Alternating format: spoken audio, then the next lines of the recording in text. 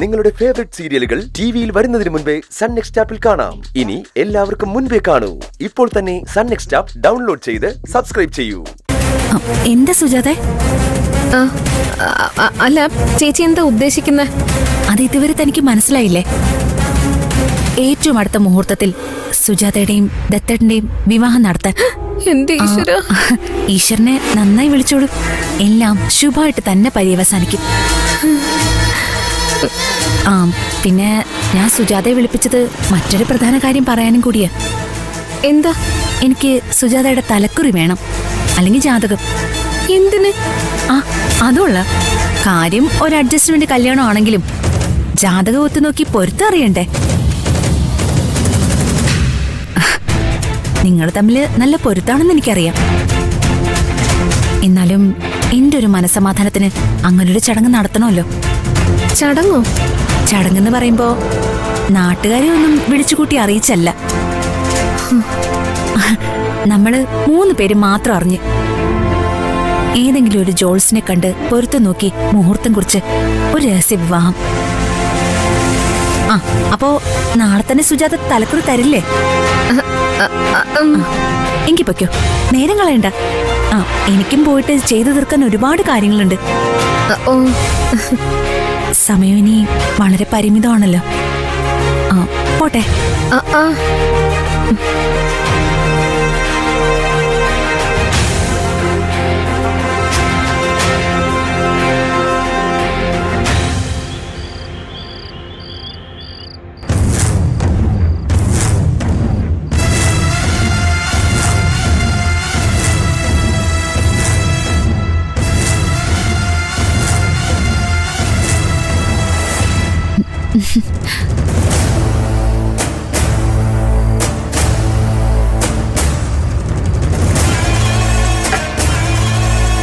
ദത്തേട്ടാ,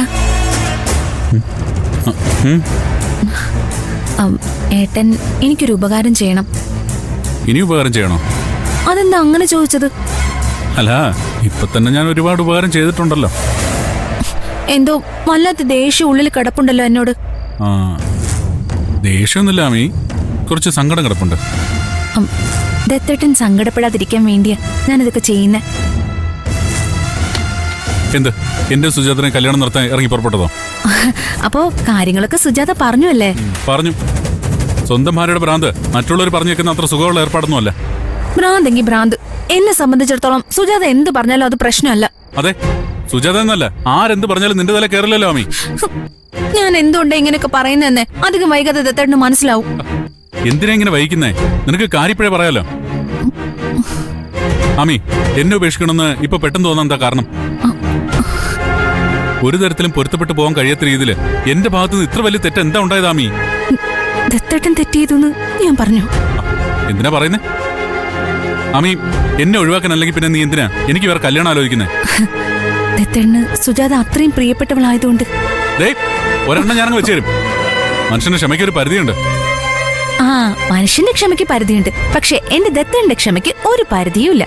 കാരണം ദത്തേട്ടൻ എന്നെ അത്രമാത്രം സ്നേഹിക്കുന്നുണ്ട്. അതൊക്കെ അറിഞ്ഞു വെച്ചോണോ നീ വൃത്തിയോടെ കാണിക്കുന്നേ? ഞാനെന്ത് വൃത്തിയോട് കാണിച്ചു? സുജാതയുടെ ജാതകം ഒന്ന് ചോദിച്ചു. ഒരു കല്യാണം നടത്താൻ പിന്നെ ജാതകം ചോദിക്കണ്ടേ? ഒരു ലിവിംഗ് ടുഗദറിനെ നിങ്ങളെ അനുവദിക്കാൻ ഞാൻ അത്ര മോഡേൺ ഒന്നുമല്ല. ആഘോഷവും ആർഭാടവും ഒന്നും വേണ്ട. കല്യാണം സിമ്പിൾ ആയിട്ട് മതി. പക്ഷേ ജാതകം നോക്കണം.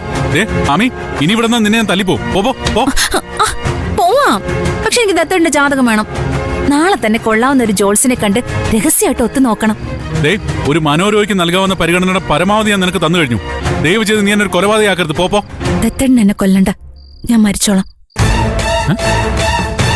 ഈ കല്യാണം നടന്നില്ലെങ്കിൽ ആമി പിന്നെ ഉണ്ടാവില്ല. നീ ഞാൻ ആത്മഹത്യ ചെയ്യും.